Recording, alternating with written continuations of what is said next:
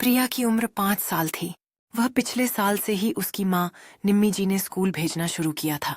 घर में पैसों की कोई कमी नहीं थी। बड़ा सा घर था, नौकर चाकर लगे रहते थे। बाहर पार्किंग में कई गाड़ियां खड़ी रहती थीं। प्रिया का जिस गाड़ी में जाने का मन करता, ड्राइवर वही गाड़ी लाकर सामने खड़ी कर देता था। एक दिन प्रिया स्कूल से आई और बोली, मम्मी, मैं कल से स्कूल नहीं जाऊंगी। निम्मी जी ने उसे आश्चर्य से देखा। क्या बात है बेटी? किसी ने कुछ कहा स्कूल में, या किसी से लड़ाई हो गई? प्रिया ने मुंह बनाते हुए कहा, वहां सब मुझे चिढ़ाते हैं। वे मेरी गाड़ी को देखकर चिढ़ते हैं। मेरी क्लास में मैं ही अकेली गाड़ी से जाती हूँ, बाकी सब स्कूल बस से या पैदल जाते हैं।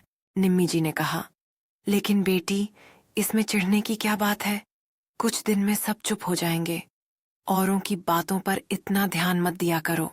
प्रिया बोली, मैं कल से बस में स्कूल जाऊंगी। अगले दिन प्रशांत जी स्कूल में बात कर आए। तीसरे दिन प्रिया बस से स्कूल पहुंच गई। आज उसे किसी ने नहीं चिढ़ाया था। प्रिया बहुत खुश थी। अब वह हर दिन बस से स्कूल जाने लगी। प्रिया की दोस्ती धीरे धीरे होने लगी। उसके दोस्तों का एक ग्रुप बन गया था। एक दिन स्कूल की ओर से सभी को पिकनिक पर जाने के लिए कहा गया। प्रिया ने अपने घर आकर बताया। निम्मी जी ने कहा, बेटी, तू तो बहुत छोटी है, अपना ध्यान कैसे रखेगी? इस साल रहने दे, अगले साल चली जाना। ये सुनकर प्रिया गुस्सा हो गई। आपको पता है मेरे सारे दोस्त जा रहे हैं, आप ही ज्यादा डरते हो। निम्मी जी बहुत देर तक उसे समझाती रहीं, लेकिन जब वह नहीं मानी तो उसे पिकनिक पर भेजने को तैयार हो गईं। इस शनिवार को पिकनिक पर जाना था। निम्मी जी ने सारी तैयारी कर दी थी। बिस्कुट, नमकीन, पेस्ट्री सब उसके छोटे से बैग में सजा कर रख दी थी, साथ ही जूस और पानी की बोतल भी। सभी समय पर सभी बच्चे पिकनिक के लिए रवाना हुए। शहर से बहुत दूर एक हिल स्टेशन पर सभी बच्चे पहुंच गए। प्रिया की क्लास टीचर ने कहा, सब बच्चे अपने ग्रुप के साथ इसी मैदान में खेलना, इधर उधर मत चले जाना। कोई परेशानी हो तो मुझे बता। बच्चों ने खेल में पूरी तरह से मस्ती की, जबकि टीचर एक कोने में बैठकर उन्हें देखकर पिकनिक का आनंद ले रही थीं। प्रिया को बहुत मजा आ रहा था, क्योंकि यह उसकी पहली बार थी जब वह अपने दोस्तों के साथ बाहर आई थी। उसने बड़बड़ाते हुए कहा, मम्मी तो बेकार में ही डरती रहती हैं। कुछ देर बाद सभी बच्चे थक गए और खाना खाने बैठ गए। प्रिया को भी जोर से भूख लग रही थी। तभी उसे याद आया, ओहो, मैं तो अपना बैग बस में ही भूल आई। अब क्या होगा? उसने सोचा, टीचर को बोलूंगी तो गुस्सा करेंगी, ऐसा करती हूँ, खुद ही अपना बैग ले आती हूँ। वह टीचर की नजरों से बचकर बस की ओर चल दी। कुछ देर बाद शाम होने को थी और वापस जाने का समय हो गया था। सभी बच्चों को बस में बिठाने से पहले उनकी गिनती शुरू हुई, लेकिन एक बच्चा गिनती में कम पाया गया। फिर नाम से सबकी गिनती शुरू की गई तो पता लगा प्रिया उनमें नहीं थी। यह देखकर सभी टीचर्स के हाथ पैर फूल गए। उसके ग्रुप के बच्चों से पूछा तो वे बोले, मैडम, खाना खाने से पहले तो प्रिया उनके साथ थी, उसके बाद नहीं थी। सभी बच्चों को बस में बिठाकर टीचर प्रिया को ढूंढने लगे। इधर उधर बहुत तलाश किया, लेकिन प्रिया का कहीं पता नहीं था। इधर शाम गहराती जा रही थी। कुछ ही देर में अंधेरा होने वाला था। कुछ देर बाद उन्हें गांव के कुछ लोग जाते दिखे। वे किसान थे और अपने खेत से काम करके वापस घर जा रहे थे। एक टीचर उनके पास गए और प्रिया के बारे में पूछा। उनमें से एक बोला, क्या कह रहे हो साहब, आपने बच्चे को इधर उधर जाने क्यों दिया? हमारे गांव से पिछले दिनों बहुत से बच्चे गायब हो गए, उनका आज तक कुछ पता नहीं चल पाया। यह सुनकर टीचर और घबरा गए। उन्होंने फटाफट कुछ टीचर के साथ बाकी बच्चों को वहां से रवाना कर दिया और खुद पुलिस स्टेशन पहुंच गए।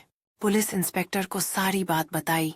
तब उन्होंने कहा, आप सबसे पहले इसके मम्मी पापा को खबर कीजिए, फिर मेरे साथ चलिए, गांव में पूछताछ करते हैं, शायद किसी ने बच्ची को देखा हो।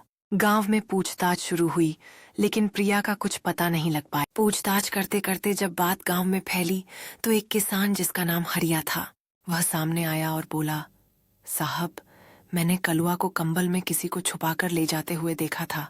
मैंने उससे पूछा तो बोला, मेरी बेटी है, इसे तेज बुखार है, शहर ले जा रहा हूँ। मैंने उसे पुरानी हवेली की ओर जाते देखा था। उस समय तो मुझे कुछ याद नहीं आया, लेकिन कुछ समय बाद मुझे याद आया कि कलुआ के तो कोई बेटी है ही नहीं। गांव वालों के साथ पुलिस टीम निम्मी जी और प्रशांत जी को लेकर पुरानी हवेली में पहुंच गई। काफी देर ढूंढने के बाद एक बंद कमरे से किसी के रोने की आवाज आ रही थी। कमरे का दरवाजा खोला गया तो अंदर प्रिया सामने रस्सी से बंधी हुई थी। पास ही 2 और बच्चे बंधे हुए थे। इन सबको कलुआ अगले दिन भिखारी गैंग को बेचने जाने वाला था। प्रिया को छुड़ाकर उसके माता पिता को सौंप दिया।